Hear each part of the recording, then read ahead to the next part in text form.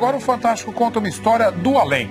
Um neurocirurgião americano nunca acreditou em vida após a morte, até passar por uma experiência dramática. Pois é, ele entrou em coma profundo. Daí teve visões de uma espécie de paraíso. E quando voltou, estava convencido de que existe vida do outro lado.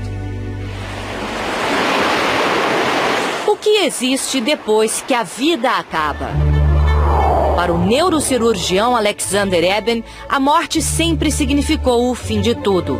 Ele entende do assunto. Foi professor da Escola de Medicina de Harvard, nos Estados Unidos, e há mais de 25 anos estuda o cérebro. Sempre tinha uma explicação científica para os relatos dos pacientes que voltavam do coma com histórias de jornadas fora do corpo para lugares desconhecidos.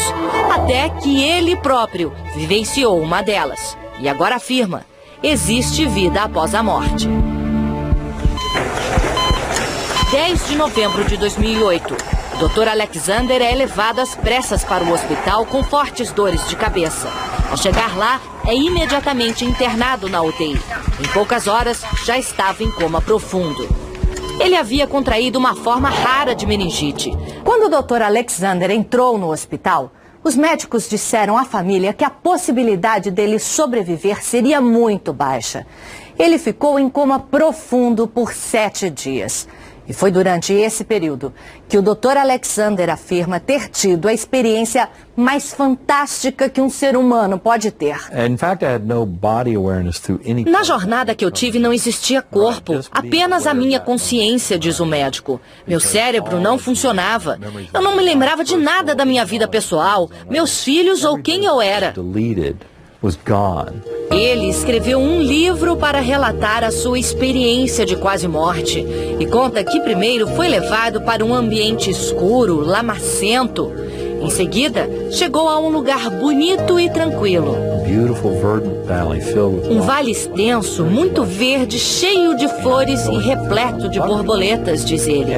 Ali também estava um espírito lindo, uma mulher com uma roupa simples e com asas. Ela me disse: você vai ser amado para sempre. Não há nada a temer. Nós vamos cuidar de você. Pergunto ao Dr. Alexander se ele viu Deus. Ele disse que sim. Deus estava em tudo ao meu redor. Ele estava lá o tempo todo. Esse pesquisador da Universidade Federal de Juiz de Fora participa do maior estudo mundial já feito sobre as experiências de quase morte.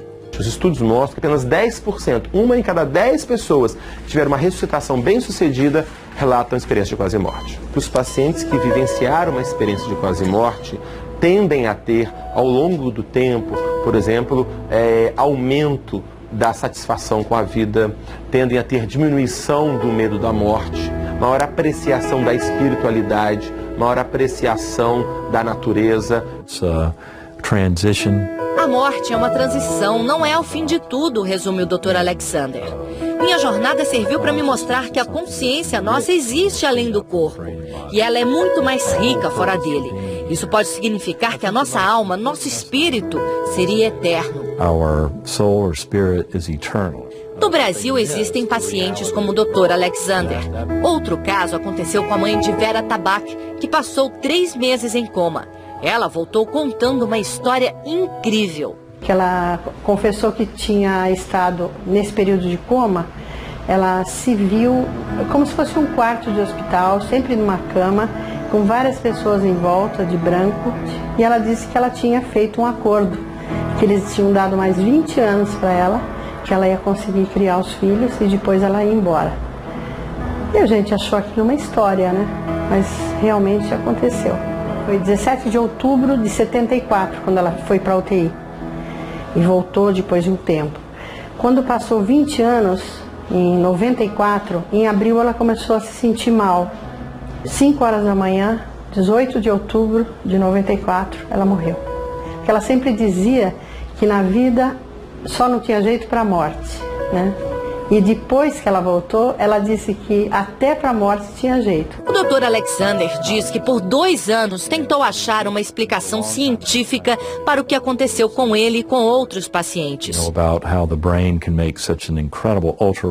Queria saber se tudo podia ser uma ilusão produzida de alguma maneira pelo cérebro. E cheguei à conclusão de que não há como explicar.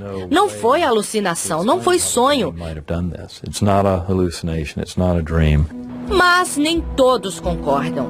O professor de neurociências da Universidade de Colômbia, Jim Mobbs, diz que é difícil acreditar num desligamento completo do cérebro e que mesmo no caso do Dr. Alexander, outras áreas do cérebro podem ter permanecido ativas, provocando as sensações que ele descreve. O nosso cérebro é muito bom em transformar a realidade. Num acidente, como um trauma na cabeça, os caminhos do cérebro podem ser danificados, mas é possível que ele encontre outras maneiras de identificar os sinais que vêm de fora e criar uma nova experiência, como a da quase morte, por exemplo. Analgésicos fortes e a baixa oxigenação do cérebro durante estados de coma podem explicar que luzes e sons estranhos sejam percebidos pela mente. E a sensação de estar fora do corpo já foi induzida artificialmente em muitas pesquisas. Eu acho que essas experiências de quase morte, na realidade, são uma maneira do cérebro lidar com um trauma. A ciência ainda não tem respostas conclusivas sobre as experiências de quase morte. A grande discussão que existe hoje é: a mente é um produto do cérebro? O cérebro produz a mente? Ou a mente é algo além do cérebro, mas se relaciona com o cérebro? Independentemente do que tenha acontecido, diz a esposa do Dr. Alexander, para ela, que ficou ao lado do leito do hospital esperando o marido voltar, o final foi feliz. Quando chegamos em casa e sentamos no sofá, não consegui acreditar que ele estava lá, sentado junto comigo de novo. We were there sitting on the sofa together.